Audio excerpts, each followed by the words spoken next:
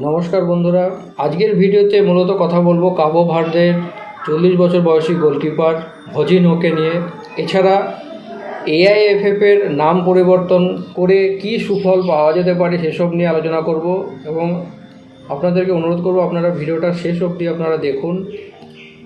তো football federation of Bharat, এটা নিয়ে এখন সোশ্যাল মিডিয়াতে খুব ট্রেন্ডিং চলছে, তো সে সম্পর্কে বিস্তারিত জানাবো, তো আপনারা সঙ্গে থাকুন। ফুটবলটা শুধুমাত্র 90 মিনিটের খেলা নয়, এটা একটা মানুষের জীবনও বদলে দিতে পারে এবং তার সাথে সাথে জড়িয়ে থাকে একটা দেশের নাম, তার সম্মান, তার ভবিষ্যৎ। তো এইরকম ছোট ছোট দেশ যখন বিশ্বকাপের মঞ্চে নিজেদেরকে প্রস্তুত করে, তখনই দেখা যায় যে তাদের একটা বাড়তি তাগিদ থাকে যে নিজেদের দেশের নামকে আরও সুপ্রতিষ্ঠিত করা। এত বড় দেশ আমাদের ভারত, দুঃখের বিষয় আমরা কিন্তু বিশ্বকাপে খেলার একবার সুযোগ পেয়েও যাইনি।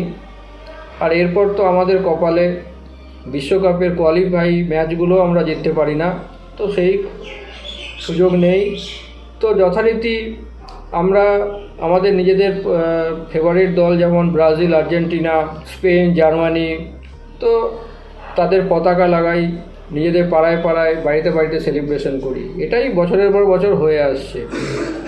তো এটা একটা চমকে দেওয়ার মতো, যেখানে বিশ্ব ফুটবল মঞ্চে স্পেনের মতো একটা প্রতিপত্তি ক্ষমতা সম্পন্ন দল, তারা কিনা একজন 40 বছর বয়সী গোলকিপারের কাছে আটকে গেল। তো এই ভজিনহোর এই কাহিনীটা অনেকটা রূপকথার কাহিনী কেউ ফেল করে দেয়। তো তার এই বয়সে এটাই প্রমাণ করে যে মানুষের জীবনে বয়সটাই সব নয়, মানুষ চেষ্টা করলে অনেক কিছুই পারে। 40 বছর বয়সেও মানুষ কিছু করার স্বপ্ন দেখলে তো সেটাকে সার্থক করার জন্য সেরকম প্রচেষ্টা করলে অবশ্যই সফলতা পেতে পারে। ভিডিওতে এগুলো নিয়ে অবশ্যই কথা বলবো। ঠিক যেই সময় এই সব ঘটনাগুলো ঘটছে, তার পাশাপাশি ভারতীয় ফুটবলেও একটা আলোড়ন একটা দেখা দিয়েছে সোশ্যাল মিডিয়াতে।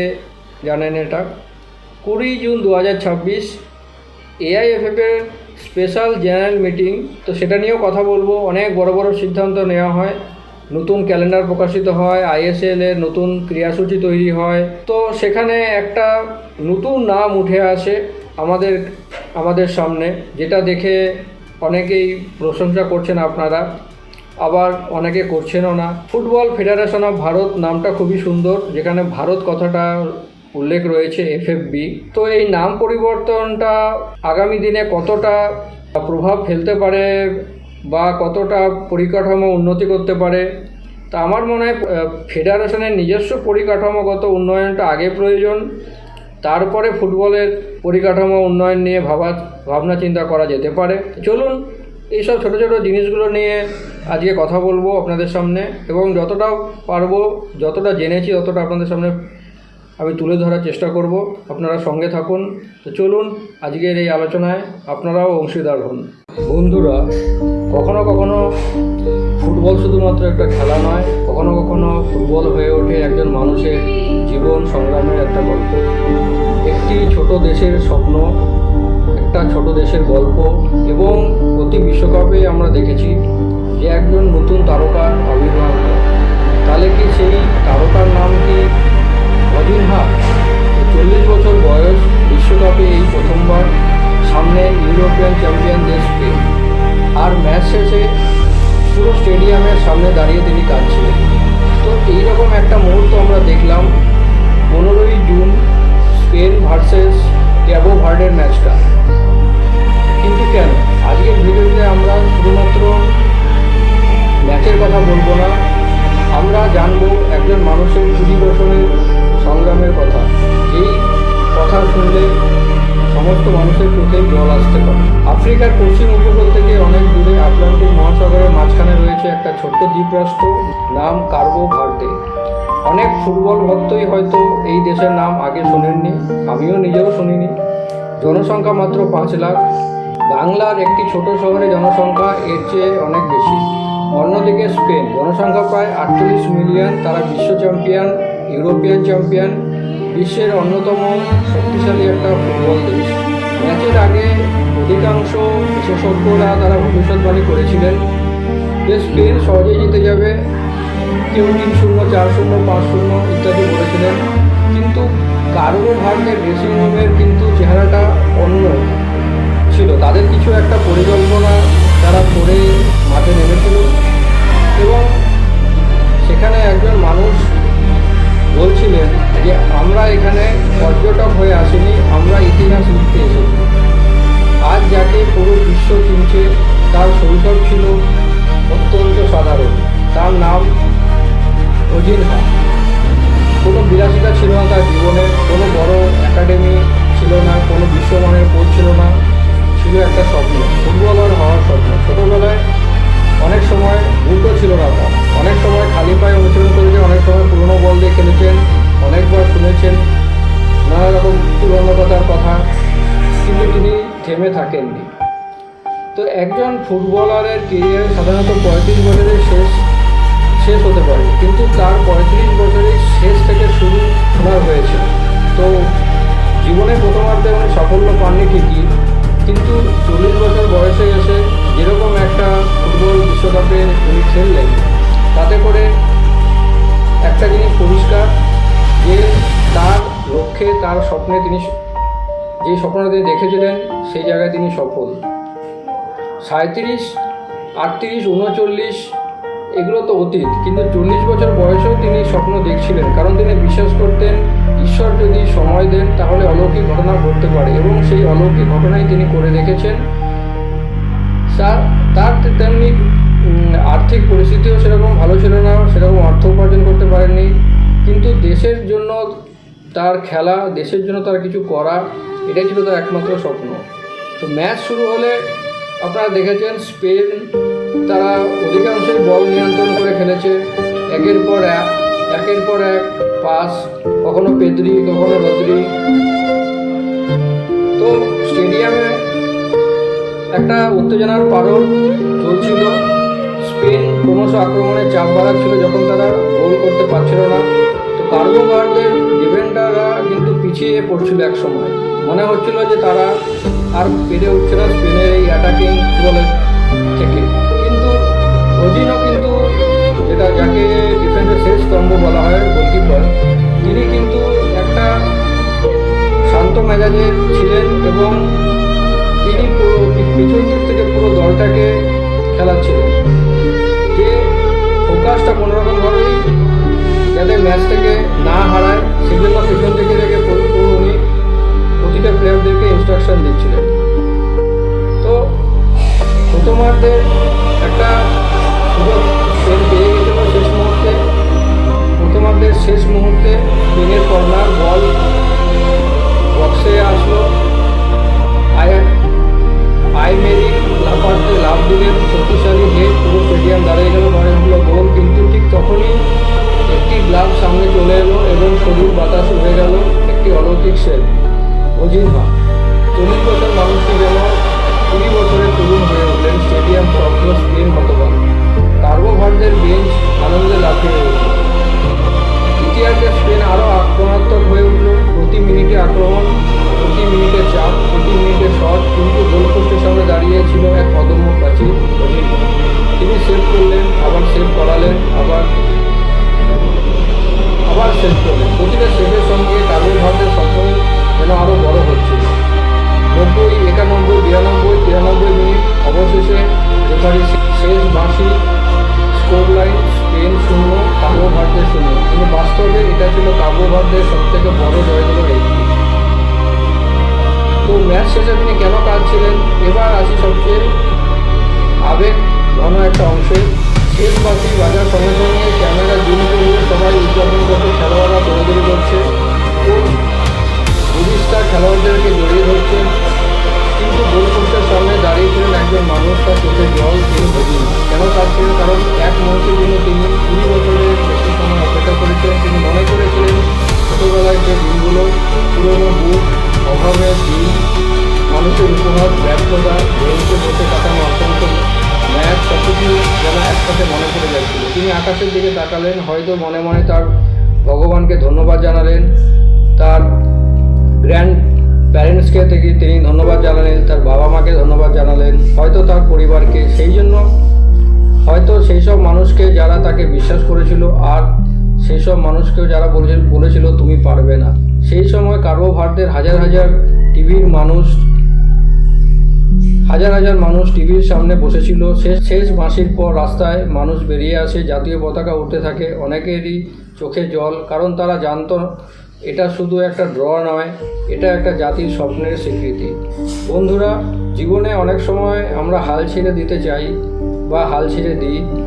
অনেক সময় মনে হয় আমাদের বয়স হয়ে গেছে, সময় চলে গেছে, স্বপ্ন শেষ। কিন্তু ভজিনার গল্প আমাদের শেখায় যতদিন আপনি বিশ্বাস করেন ততদিন আপনার স্বপ্ন বেঁচে থাকে।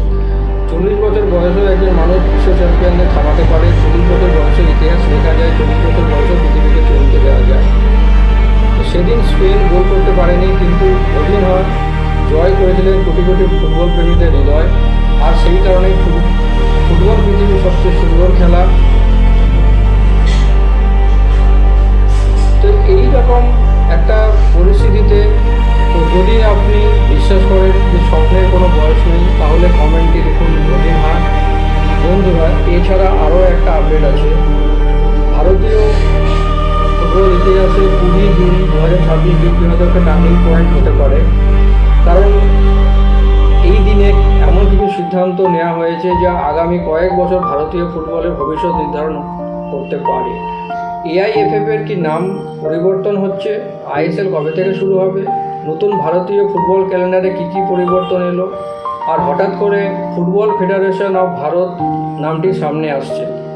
আজকের ভিডিওতে আমরা আলোচনা করব AIFF এর স্পেশাল জেনারেল মিটিং বা SGM এর সমস্ত বড় সিদ্ধান্ত নিয়ে। ভিডিওর শেষে আমি বলবো কেন এই সিদ্ধান্ত নিয়ে ভারতীয় ফুটবল সমর্থকদের মধ্যে একটা তীব্র বিতর্ক শুরু হয়েছে। তাই ভিডিওটা শেষ অবধি দেখুন। 20 জুন 2026 ভার্চুয়াল অনুষ্ঠিত হয় AIFF এর স্পেশাল জেনারেল মিটিং। এই মিটিংয়ে উপস্থিত ছিলেন রাজ্য সংস্থার প্রতিনিধিরা, AIFF এর কার্যকর্তারা এবং ফিফা ও AFCর পর্যবেক্ষকরাও। তো দীর্ঘ আলোচনার পর বেশ কিছু গুরুত্বপূর্ণ সিদ্ধান্ত নেওয়া হয়।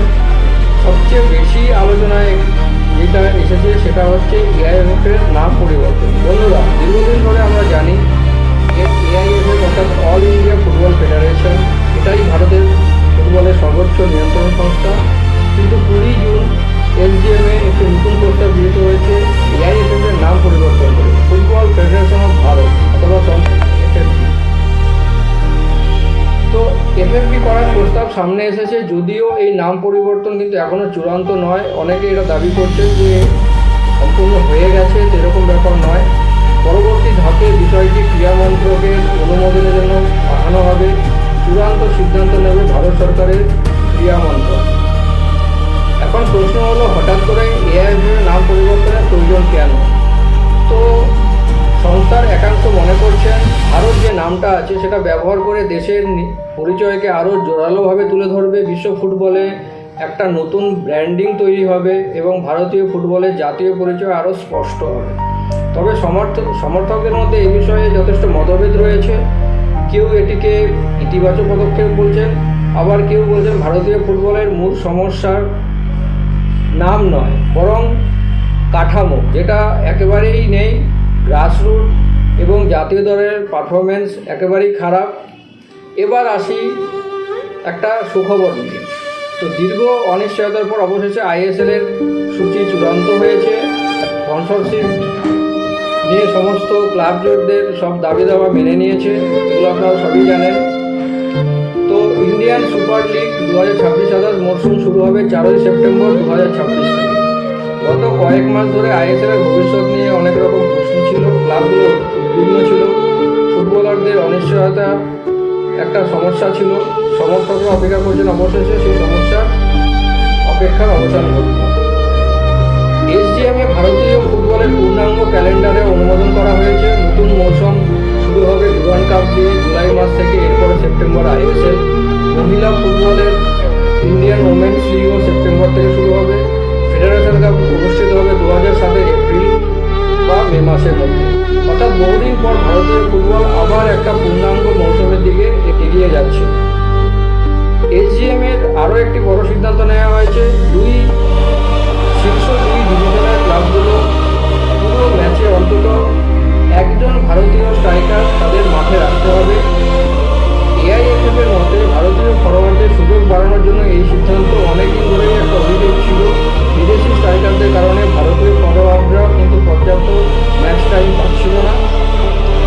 এই নতুন নিয়মে ভবিষ্যতে জাতীয় দলের জন্য ভালো স্ট্রাইকার তৈরি করতে সাহায্য হতে পারে। আরেকটি বিষয় বা সিদ্ধান্ত যেটা আলোচনায় এসেছে, এআইএফএফ প্রস্তাব দিয়েছে দেশের সমস্ত অফিসিয়াল ফুটবল ম্যাচের আগে জাতীয় সঙ্গীত এবং বন্দে মাতরম বাজানো হবে। তো এটা আমরা দেখেছি আইএসএল এটা হতো। এই সিদ্ধান্তকে কেউ স্বাগত জানিয়েছে, আবার কেউ বলেছেন ভারতীয় ফুটবল উন্নয়নের চেয়ে প্রশাসনিক প্রতিটি সিদ্ধান্ত একটু বেশি গুরুত্ব পাচ্ছে, ফলে এটাও একটা বিতর্ক চলতে পারে। আরেকটা গুরুত্বপূর্ণ বিষয় ছিল ক্লাব লিড মডেল, যেখানে আইএসএল ক্লাবগুলোর ভূমিকা আরও বাড়ানো হতে পারে, কিন্তু এই বিষয়ে কোনো চূড়ান্ত সিদ্ধান্ত এখনও অবধি নেওয়া যায়নি। সেটা এআইএফ তরফ থেকে জানানো হয়েছে। বিষয়টি নিয়ে আগামী সপ্তাহে আবার আলোচনা হবে, অর্থাৎ ভারতীয় ফুটবলের বাণিজ্যিক কাঠামো নিয়ে আলোচনা এখনও চলতেই থাকবে। বন্ধুরা, নাম পরিবর্তন, নতুন ক্যালেন্ডার, আইএসএল এর সূচি, নতুন স্ট্রাইকারের নিয়ম সব মিলিয়ে 20 জুন 2024 এশিয়ানে ভারতীয় ফুটবলের জন্য একটা বড় দিন। কিন্তু প্রশ্ন হলো, এই পরিবর্তন কি মাঠের পারফরমেন্সে কতটা প্রভাব ফেলবে? ভারত কি আবার এশিয়ায় শক্তিশালী দলগুলোর জন্য প্রতিযোগিতা করতে পারবে? ভারত কি ভবিষ্যতে বিশ্বকাপের স্বপ্ন দেখতে পারবে? কিন্তু সময় নেই। তো আপনার মতে এআইএফএফ এর নাম পরিবর্তন করে ফুটবল ফেডারেশনের ভারত করা উচিত, তো নাকি না ভারতীয় ফুটবলের আসল সমস্যা অন্য কোথাও? কমেন্টে আপনার মতামত লিখুন। ভিডিওটা ভালো লাগলে লাইক করুন, শেয়ার করুন এবং ভারতীয় ফুটবলের সর্বশেষ আপডেট পেতে চ্যানেলটা অবশ্যই সাবস্ক্রাইব করুন। আমি আবার ফিরবো নতুন ভিডিও নিয়ে, আপনারা সঙ্গে থাকবেন। আপনাদেরকে অসংখ্য ধন্যবাদ।